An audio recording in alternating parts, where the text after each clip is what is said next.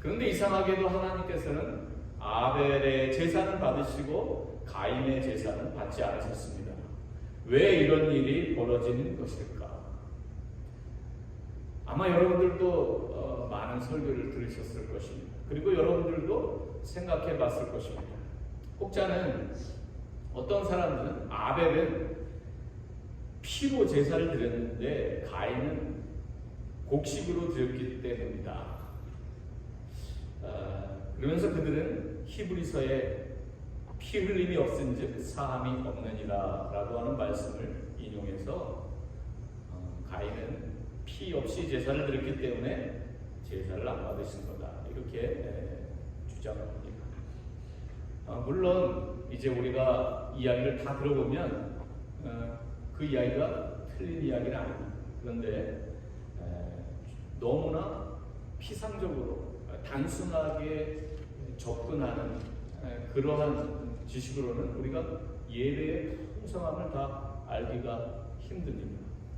이런 질문이 이제 생길 수 있어요. 만약에 그런 논리를 펴면, 그러면 단순히 겉에 드러난 여기는 피로 짐승을 잡아서 피로 들었고 여기는 곡식을 들여서 이쪽은 받고 이쪽은 안 받았다. 그렇다면 가인의 부분, 가인이 실패한 것은 직업을 잘못 선택했다라고 하는 그런 결론밖에 안 나오는 것입니다. 그래서 우리는 그 이면을 더 깊이 이해할 필요가 있어요. 우선 히브리어 원문을 보면 가인이 드린 곡물이나 아벨이 드린 동물이나 모두 미누하라고 하는 같은 단어로 표현을 하고 있습니다. 제물 자체에 별 차이를 두지 않고 있는 것이죠. 제물 그 자체의 문제가 아닌 것입니다. 그렇다면 무엇이 이들의 제사를 한쪽은 하나님이 연락하시는 제사, 한쪽은 하나님께서 거절하시는 제사로, 받지 않으시는 제사로 갈라놓은 것일까요? 창세기 4장 4절과 5절은 이렇게 말합니다. 여호와께서 아벨과 그의 제물은 받으셨으나 가인과 그의 제물은 받지 아니하십니다. 여호와께서 제물을 받으실 때 단순히 제물만 언급되지 않고 있다라고 하는 것을 우리가 주목할 필요가 있습니다. 제물보다 먼저 언급되는 것은 아벨과 그의 제물, 가인과 그의 제물, 사람 이름이 앞에 더 먼저 언급되고 있습니다. 로마서 12장 1절 2절에도 보면 영적 예배에 대해서 말씀하시기를 너희 몸을 하나님이 기뻐하시는 거룩한 산 제사로 드려라. 이는 너희의 드릴 영적 예배니라. 합당한 예배다. 이런 말씀이죠. 그래서 우리가 먼저 하나님 앞에 생각해야 될 것은 여러분들이 좋은 예배자가 되는 것, 좋은 예배자로 서는 것을 먼저 결단하실 필요가 있습니다. 좋은 예배는 어떤 예배인가? 좋은 예배자가 드리는 예배가 좋은 예배가 되는 것입니다. 여러분들이 아무리 수다한 양과 또 엄청나게 많은 소를 잡아서 많은 것들을 가지고 제물로 와서 드려도 우리 자신 예배자 자체가 준비가 안 돼 있고 하나님께서 받으실 만한 그러한 준비가 안 돼 있으면 그 제사는 하나님 앞에 연락될 수 없다는 것이죠. 하나님께서는 새로운 노래로 찬양하라 이렇게 말씀하십니다. 무엇이 새 노래일까요? 현대음악 CCM으로 최근 작곡되고 최근 복음성가 가수들이 부른 그러한 찬양으로 노래하는 것이 새 노래일까요? 물론 그럴 수도 있겠죠.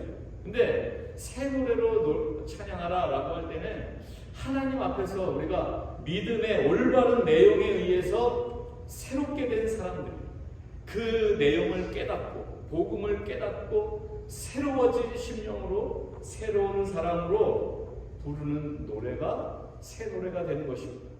그러니까 우리가 복음을 오늘 조금 더 확실하게 분명하게 깨닫고 그 깨달은 마음으로 어제 불렀던 찬양을 오늘 새로운 마음으로 부른다면 그것이 새 노래가 되는 것입니다. 그래서 우리가 좋은 예배자에 대해서 우리가 살펴보려고 하는데, 좋은 예배자는 어떤 모습으로 이제 하나님 앞에 나올까요? 첫째로 우리가 생각해야 되는 것은 좋은 예배자는 기본부터 지킬 줄 알아야 합니다. 우리는 하나님 앞에 예배하러 나왔습니다.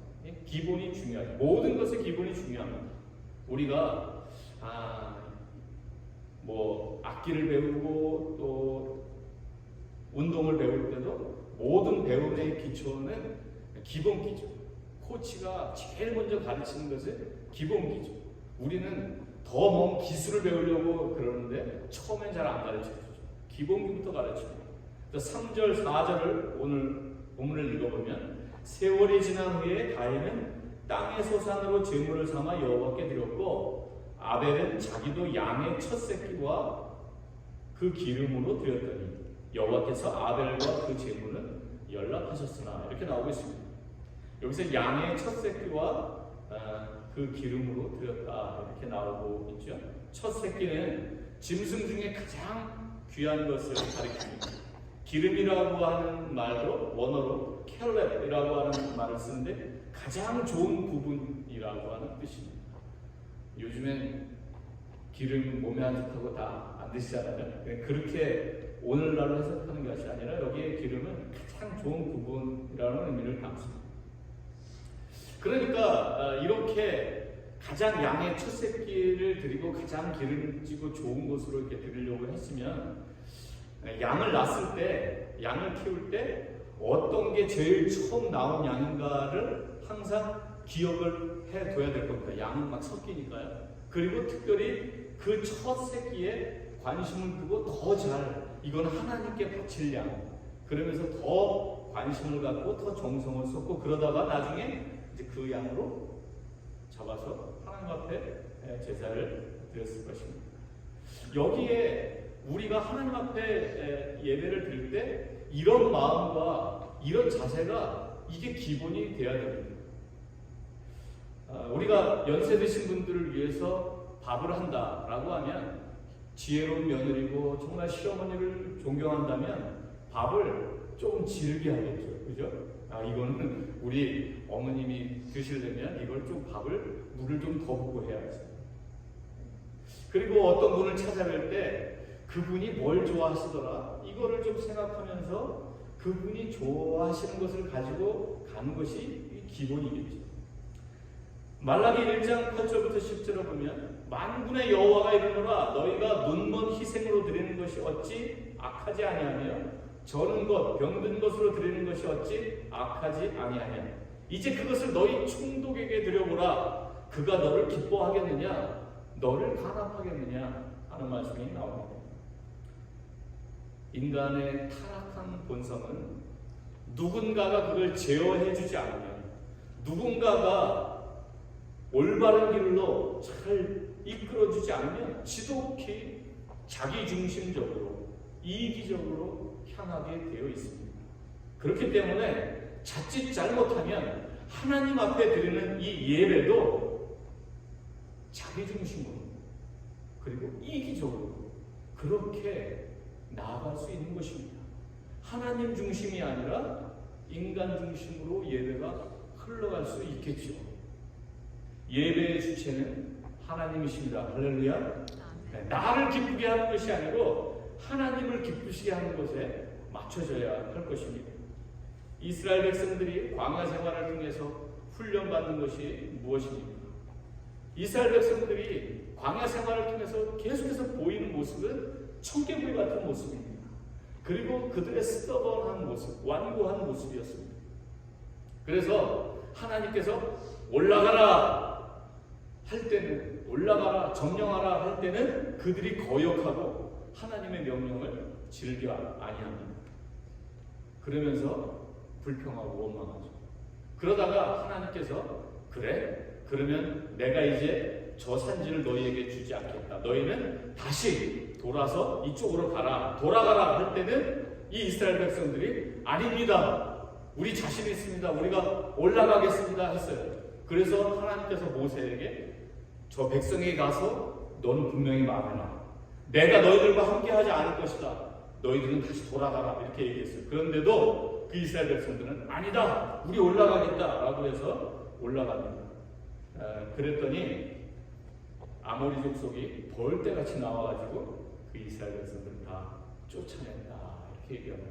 그래서 이스라엘 백성들은 또 거기서 후회의 눈물을 흘리고 통곡도 하지만 그것이 다 소용없게 되었습니다. 그래서 하나님께서는 출애굽한 그 1세대를 다 광야에서 죽게 만드시고 신명기 1장 36절에 보면 오직 여분네의 아들 갈렙은 온전히 여호와를 순종하였은즉 그는 그것을 볼 것이고 그가 밟은 땅을 내가 그에게 주겠다. 여호수아와 갈렙과 그 다음 세대들만 가나안 땅에 들어가게 되는 것이죠.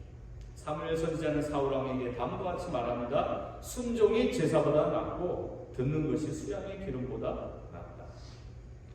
그래서 우리가 하나님 앞에 예배드릴 때에 이 기본은 가장 우선순위를 하나님께 드리고 가장 좋은 것을 하나님 앞에 정성껏 드린다. 이것이 기본기로 되어 있어야 됩니다.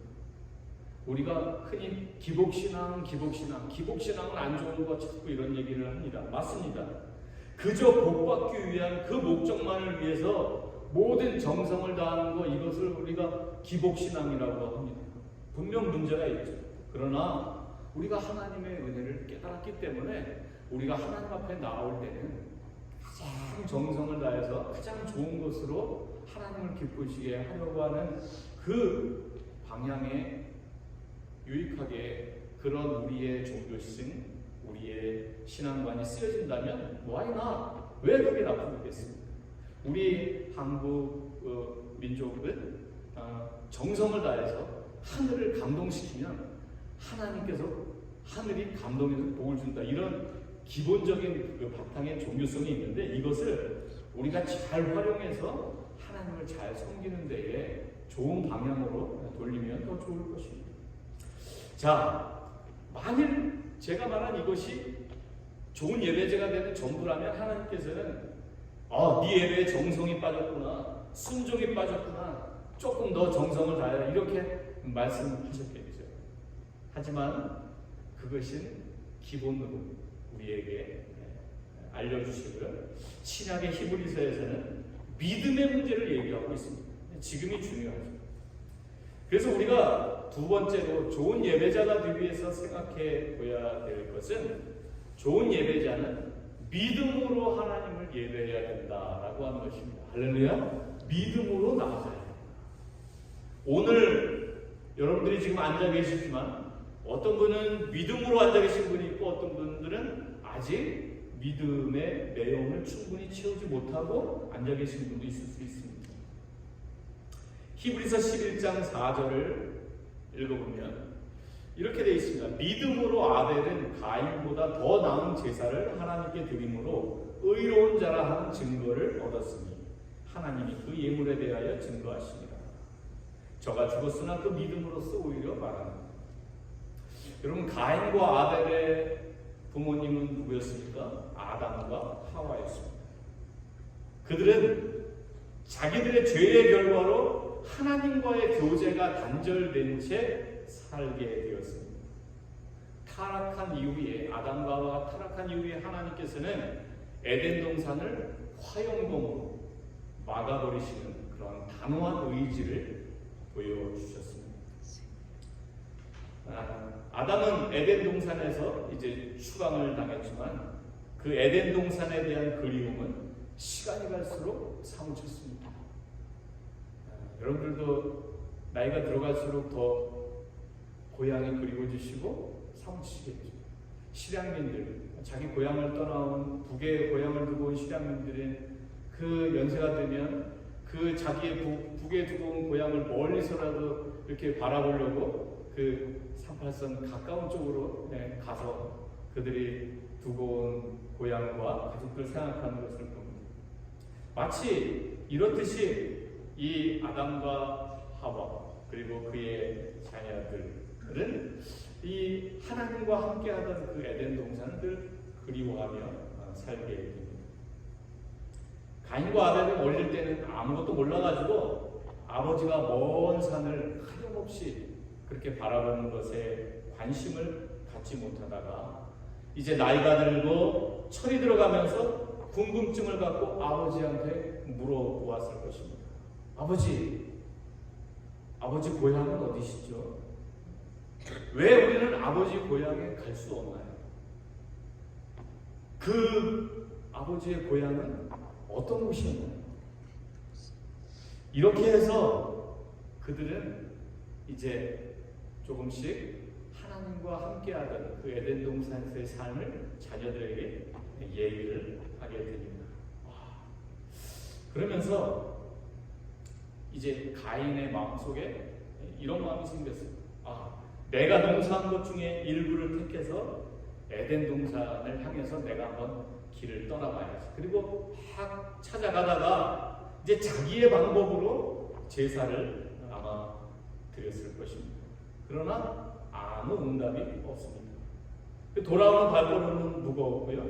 내년을 기약하고 투덜투덜 거리면서 무거운 발걸음으로 돌아옵니다.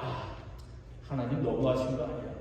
우리 아버지가 그렇게 그 고향을 그리워하는데 그 에덴 동산 다시 들어올 수 있도록 허락 좀 해주시지. 왜 그렇게 야박하게 대하실까? 그렇게 생각할 수도 있어요. 그것을 바라보는 아담과 하와의 마음은 어땠을까요? 자기들은 알죠. 왜 못 가는지. 가인도 나처럼 수많은 시간을 보내며 애써왔던 그것을 반복하고 있는 하나님의 명령을 어긴 것이 이렇게 큰 고통입니다. 이 고통이 나에게서 끝나는 것이 아니라 이제 내 자녀들에게까지 이어지는구나. 근데 그런 아픔과 슬픔이 있었을 것입니다. 여러분, 외국인 중에 우리 코리안 아메리칸 중에 한국 땅에 들어오는 것을 딱 막아버린 사람이 있죠. 그래서 한 22년 동안 한국에 가고 싶어도 갈 수 없는 연예인이 한 명 있었지 않습니까? 원래 오지 못하게 하면 더 가고 싶잖아요. 한국 얼마나 가고 싶습니까? 그런데 우리는 비행기 티켓이 너무 비싸가지고 가기가 힘들지만 맘만 먹으면 갈 수 있지만 가고 싶어도 아무리 돈이 준비가 되어도 한국에서 막아버렸기 때문에 갈 수 없는 상황이 된 사람들은 너무 마음이 아파요. 근데 그가 인터뷰하는 것을 보니까 내가 못 가는 것도 슬프지만 앞으로 내 자녀들도 그렇게 될까봐 나는 빨리 이것을 회복하고 싶다. 그래서 한 20년 동안 계속 문을 두드리고 싸운 것입니다. 자, 이것이 과연 하나님이 야속하시기 때문에 이런 결과가 벌어진 것일까요? 어느 날 아벨이 아담에게 다가옵니다. 그리고 아담에게 당당히 말합니다. 아버지, 저는 하나님을 꼭 만날 수 있어요. 아버지가 실패하고 형이 실패한 것을 이번에는 제가 성공할 수 있을 것 같습니다. 아벨이 이렇게 말할 수 있었던 이유가 있습니다. 마치 수없이 많은 시도를 하고 실패를 하다 보면 갑자기 순간처럼 뭔가 영감이 막 떠오르는 그러한 순간들이 찾아올 수 있습니다. 그런 것처럼 아벨은 왜 우리 아버지는 그 땅에 갈 수 없을까? 하나님은 무엇을 과연 원하실까? 하나님의 마음이 뭘까? 이런 것들을 생각하는 중에 자기가 양을 치다가 하나님의 마음이 불현듯 자기에게 탁 성강처럼 깨달아지게 된 것입니다. 하나님께서 자기 아버지와 어머니를 에덴 동산에서 내어보내실 때 동물을 잡아 가죽옷을 지어 입히시면서 아담에게 하와에게 무언의 교육이 있었던 것을 깨닫게 된 것입니다. 창세기 3장 21절에 보면 여호와 하나님이 아담과 그 아내를 위하여 가죽옷을 지어 입히십니다. 동물을 잡아서 가족들의 옷을 만들어 해 입히고 자기도 입을 때 무엇인가를 본 것입니다. 자기가 꽉 잡고 이제 자기의 손에서 죽어가던 그 양새끼, 가축, 내가 지금 목에다가 칼을 겨누었는데도 그 죽이는 순간까지 묵묵히 자기를 바라보고 있던 그 동물, 그것을 보는데 순간적으로 아벨에게 깨달음이 왔습니다. 손에 쥔 칼로 그 동물의 목을 찔러서 피를 내려고 하는데 너무 이게 손이 떨리는 것입니다. 바로 그 순간 그 버둥버둥거리고 있는 그 동물에게서 자기의 모습을 본 것입니다. 아, 바로 이거구나. 하나님이 아버지와 어머니를 내쫓던 날 친히 동물을 잡아서 옷을 해입히신 이유가 이거구나. 하나님의 분노가 이렇게 크셨던 거구나.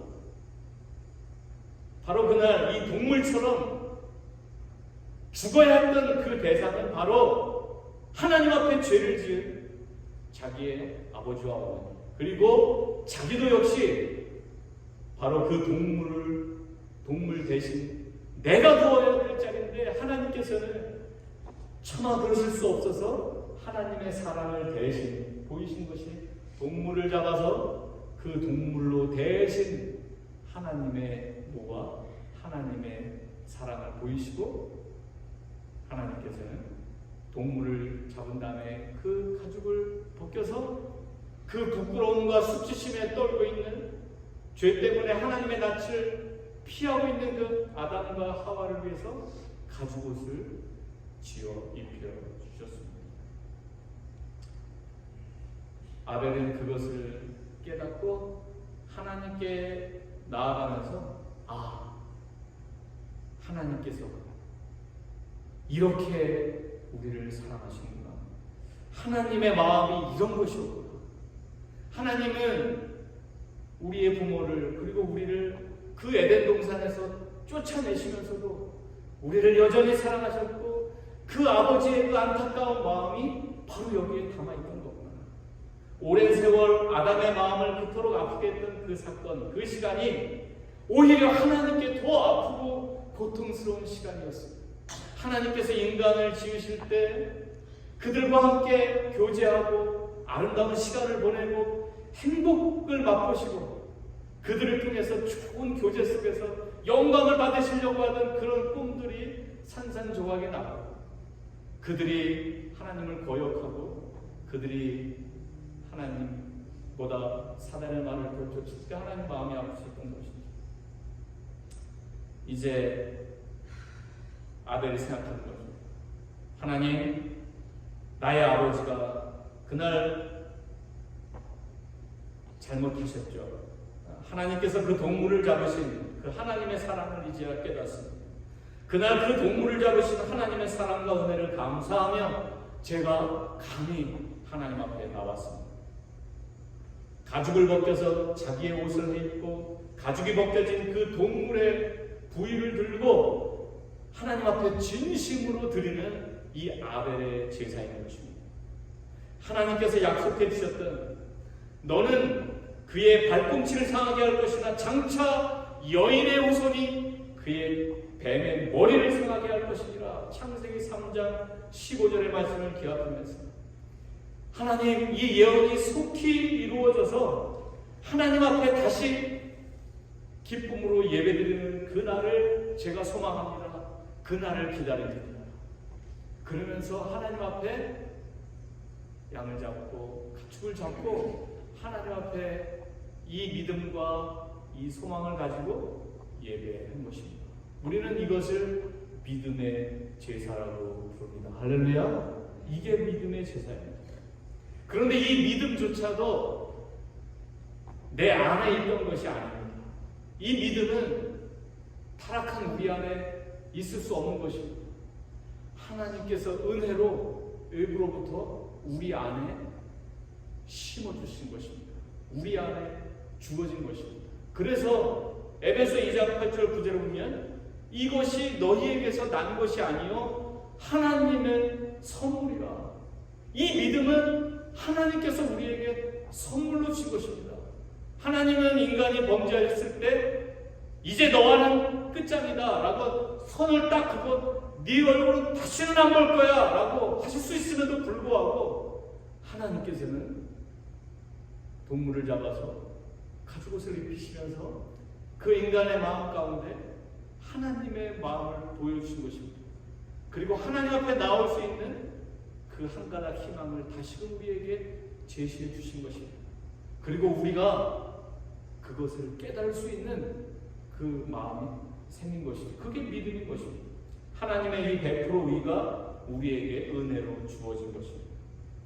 결국 아벨의 제사는 연락이 되고 가인의 제사는 연락이 안 된 그 근본 이유, 중요한 이유를 찾자면 아벨에게는 이 믿음이 있었다는 것입니다.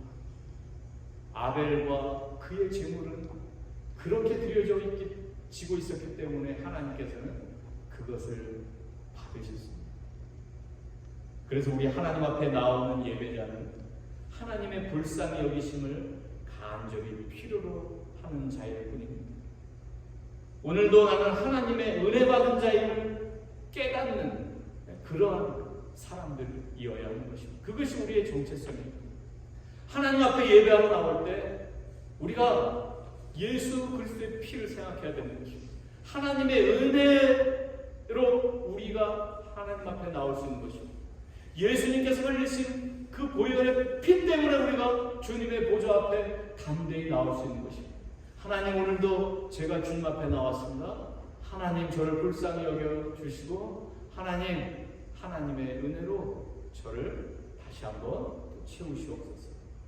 우리가 이런 믿음의 예배를 매번 주님 앞에 나올 때마다 드릴 수 있기를 주의 이름으로 축원합니다.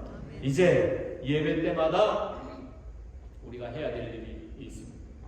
예배 때마다 우리 안에 아직도 살아서 꿈틀거리는 그 욕망을 못 박는 것입니다.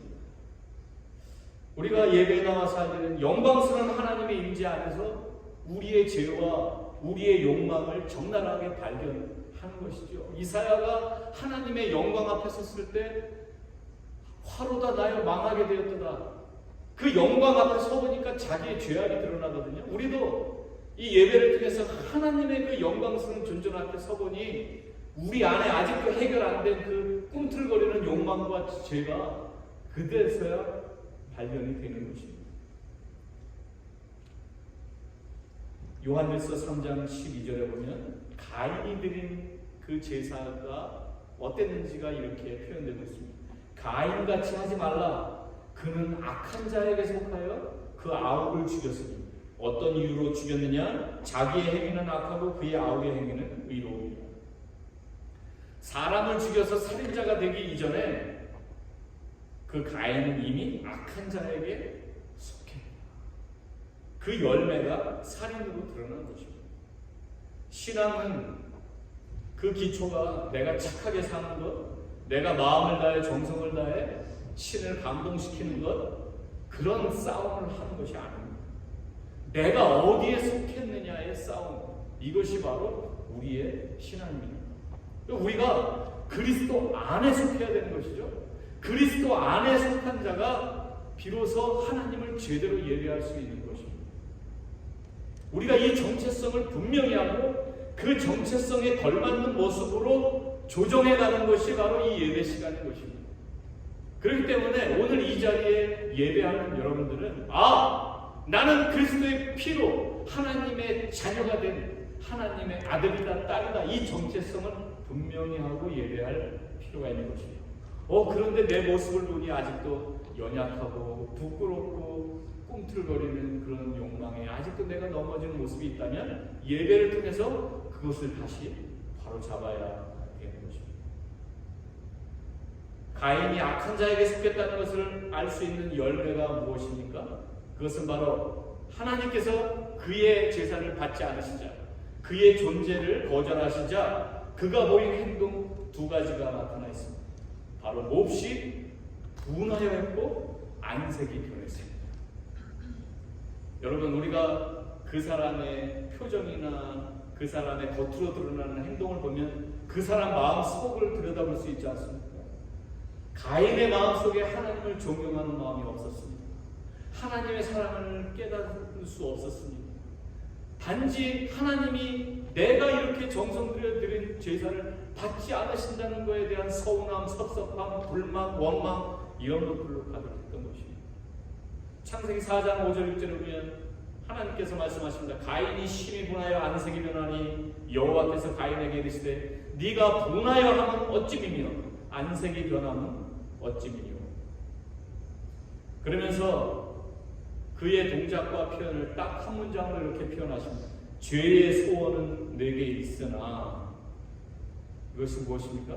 Sin is crouched at your door. 문 앞에서 죄가 웅크리고 있는데 그 죄가 너를 지금 삼키려 욕망하고 있다. 이런 말입니다. 문 앞에서 죄가 계속 웅크리고 있습니다. 베드로전서에서는 이것을 지금 우는 사자와 같이 사단 마귀는 두루다니며 삼킬 자를 찾고 있다. 이렇게 표현합니다. 우리 안에 욕망이 있는데요. 악한 사단은 우리가 교만하고 그 욕망이 너무나 막 끌어오를 때 그 틈을 이용해서 들어와 그 욕망을 부추겨서 계속 우리를 하나님으로부터 떨어뜨리려고 하나님의 뜻대로 살지 못하려고 공격해야 된다라고 하는 것입니다. 바로 아담과 하와에게 그 마음이 있을 때 뱀이 들어와서 이것을 먹는 날에는 네 눈이 밝아져서 너도 하나님과 같이 될 거야 라고 얘기하셨잖아요. 그런데 이제 가인에게도 그 사단이 들어가서 이제 죄가 문 앞에서 웅크리고 너의 그런 욕망을 지금 집어삼키려고 하고 있습니다. 여기에 넘어진 가인이 어떻게 변했는가? 창세기 4장 8절에 보면 가인이 그의 아우 아벨에게 말하고 그들이 들어있을 때에 가인이 그의 아우 아벨을 쳐 죽이니라. 이렇게 해서 가인은 인류 최초의 살인자가 됩니다. 그런데 한글 성경에는 생략이 되어 있지만 그 히브리 성경을 헬라어 성경으로 번역한 그런 70인역이나 사마리아 번역본에 보면 우리가 들로 나가자라고 하는 그러한 구절이 거기에 삽입이 되어 있습니다. 뭐냐면 가인이 아우 아벨을 죽이기 위해서 그를 유인해서 의도와 계획을 가지고 들로 데리고 나간 것입니다. 가인이 아벨한테 야 우리가 나가자 그랬는데 아마 안 나갔을 수도 있으니까 야 우리가 들에 나가자 가서 좋은 거 있어 나 따라와 라고 꼬셔서 고의로 그렇게 자꾸 살인을 하려고 데리고 나가서 가서 쳐 죽이니라 이렇게 표현되어 있습니다. 근데 이 문법이 놀랍게도 미완료 형태입니다. 부정과거 형태는 한 번의 사건으로 끝나는데 미완료는 계속 한 번에 끝난 것이고 계속 진행됩니다. 이것이 해석하기 나름이겠죠. 한 번이 아니라 계속 아벨을 쳐서 이렇게 죽였다라고 하는 의미도 될 수 있고요. 이것을 좀 더 확대 해석하면 지금도 그 가인의 그런 그 안에 있던 그런 죄성들은 지금도 계속 인류에 이어져 와서 죄를 다스리지 못한 그런 많은 사람들이 그러한 그 욕망의 노예가 되어서 계속해서 하나님을 떠나고 폐역해가고 있다 이렇게 바라볼 수 있는 것입니다. 하나님께서 말씀하십니다. 너는 죄를 다스리지. 인류는 죄를 다스리지 못했어요. 아담과 하와 때부터 죄를 다스리지 못하고 가인으로 또 그 후손으로 계속 그 죄가 이어져 와서 결국 노아 홍수 때까지 완전히 폐역한 세상을 만들어버려요. 하나님이 도저히 참으실 수 없어서 홍수로 인류를 멸망시켜버립니다. 그리고 그 후에도 계속해서 인간의 죄는 확대가 되어서 노아의 때를 만들었던 그 죄는 더 확대되어 지금의 세상처럼 죄로 가득한 세상으로 만들어버린 것입니다. 여러분 우리가 어떻게 하면 죄에 물들지 않고 이런 영향, 죄의 영향 가운데에서 하나님의 자녀로 올바르게 살 수 있겠습니다. 그것은 바로 좋은 예배자가 되어서 하나님 앞에 예배드리며 우리의 정체성을 바로 깨닫고 그리고 우리가 부족하고 우리가 벗어난 그 모습을 말씀 안에서 하나님 은혜 안에서 깨닫고 다시 계속 조정해가는 이런 아름다운 모습을 주님 다시 오실 때까지 계속 하는 것입니다. 예배 시간마다 십자가 앞에 나와서 우리 자신을 발견하고 또 발견하는 것입니다.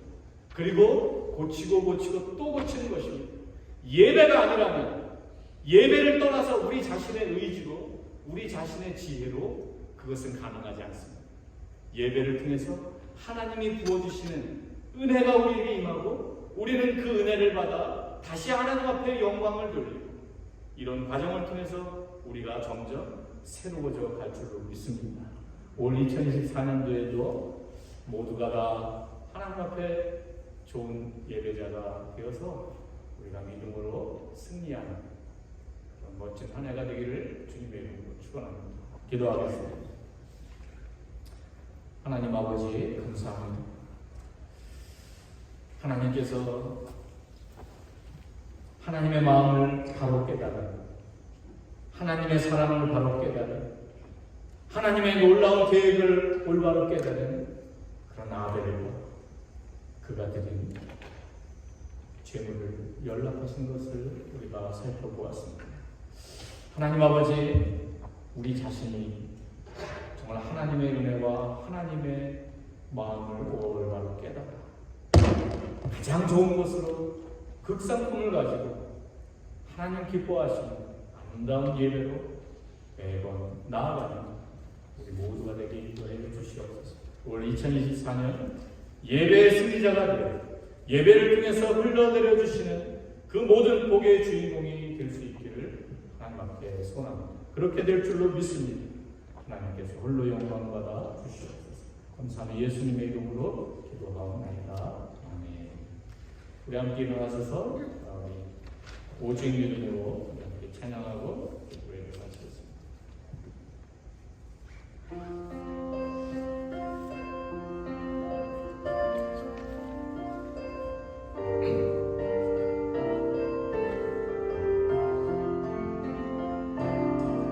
세상은 들리고 사람들은 변하여 나는 주를 섬기니 주님의 사랑은 영원히 변하지 않게 나는 주를 신뢰해.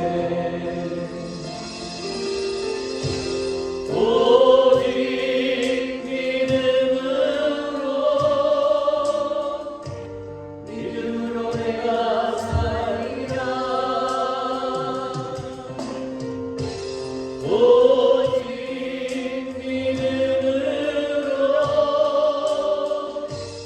믿음으로 내가 살리라.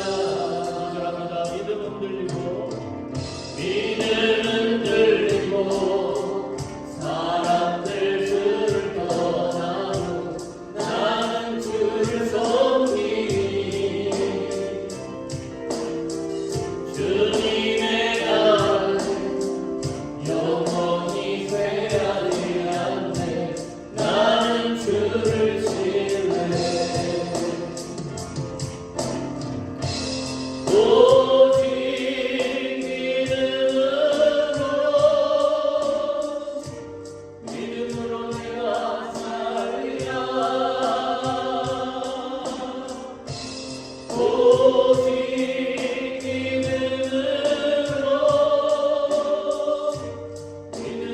내가 살리라.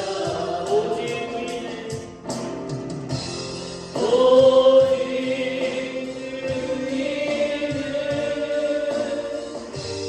믿음으로 말미암아 살리라.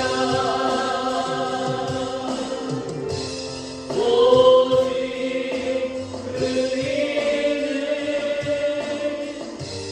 믿음으로 말미암아 살리라. 우리 함께 머리 숙이고 풍성으로 기도하겠습니다. 여러분들 언제 가장 행복하셨습니까? 언제 가장 마음이 벅차오르셨습니까? 하나님의 사랑을 제대로 깨닫는 것입니다. 하나님이 나를 얼마나 사랑하시는지, 하나님이 나를 위해 얼마나 놀라운 계획을 세우셨는지, 하나님이 지금까지 나를 어떻게 인도해 오셨는지, 그것이 내 머리와 내 마음과 내 온 인격을 통해서 깨달아지는 그 순간, 그때가 가장 행복하고 그때가 가장 감격스러워, 그때가 가장 두려움이 없어지고 그때가 가장 하나님의 뜻대로 우리가 살 수 있는 용기와 믿음이 생기는 그 순간입니다.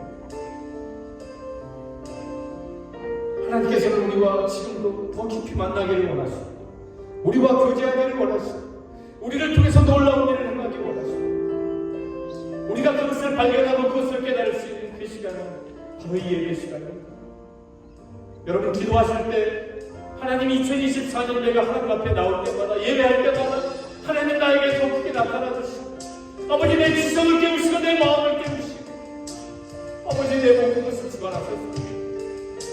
내가 잠깐 없어지다가만은 이 땅의 것에 마음을 뺏기는 것이 아니라 하나님과의 깊은 교제, 하나님과의 사랑, 그것을 깨닫고 그 안에서 마음도 기뻐하고 춤추고 그 안에서 주님을 더 깊이 알아가는 그런 복된 한 해가 되게 해달라. 우리 하나님 앞에 기도하겠습니다. 그것이 되면 그 이외의 것을 하나님께서 다 지켜줘 주시고 하나님께서 더 놀라운 은혜와 복으로 우리와 함께 하실 줄 믿습니다. 우리 시간 다 통성으로 기도하겠습니다. 예배를 위해서 기도하고 우리 교회가 하나님이 그런 풍성한 예배로 세워주시는 것을 위해서 기도하겠습니다. 다 함께 기도합니다. 하나님 아버지 감사합니다. 하나님 아버지 하나님 이 시간 우리가 하나님 앞에 좋은 예배자로 하늘을 마음에 주시옵소서. 하나님 역사하여 주시옵소서. 아버지 우리 사랑하는 성도들을 주님께서 만드시옵소서. 터치하여 주시옵소서. 아버지 하나님 저들에게 하나님의 음성을 들려주시고 하나님의 깊은 뜻 없는 것을 깨달게 하여 주시옵소서. 아버지 하나님 우리가 아버지 하나님 세상을 어떻게 하나님의 마음으로 우리의 마음을 sup어주게 하여 아버지 놀라운 복음의 능력으로 우리가 새로워지기를 원합니다. 하나님 도와주시옵소서. 아버지 하나님 주님께서 기억하시옵소서. 시작하시옵소서. 예배 시간마다 하나님께서 말씀으로 들려주옵소서. 성령으로 들려주옵소서. 아버지 하나님의 놀라운 비밀을 보여주시옵소서. 아버지 우리가 주님 앞에서 아버지 승리한 아내가 되게 하시옵소서. 아버지 하나님 앞에 일납되고 이 예배가 하나님을 담는 하나님께서 우리에게 주시는 놀라운 은혜와 축복의 기쁨이 나를 주시옵소서. 아버지 하나님 우리의 마음으로 아버지 우리의 건조하고 능력의 마음으로 주님 다 불러보고 아버지 하나님 앞에서 예민하고 민감한 신령을 주님을 기뻐하고 주님 안에서 마음을 주시고 아버지 예배할 수 있는 길을 가져다 주시옵소서. 하나님 감사합니다. 아버지 감사합니다.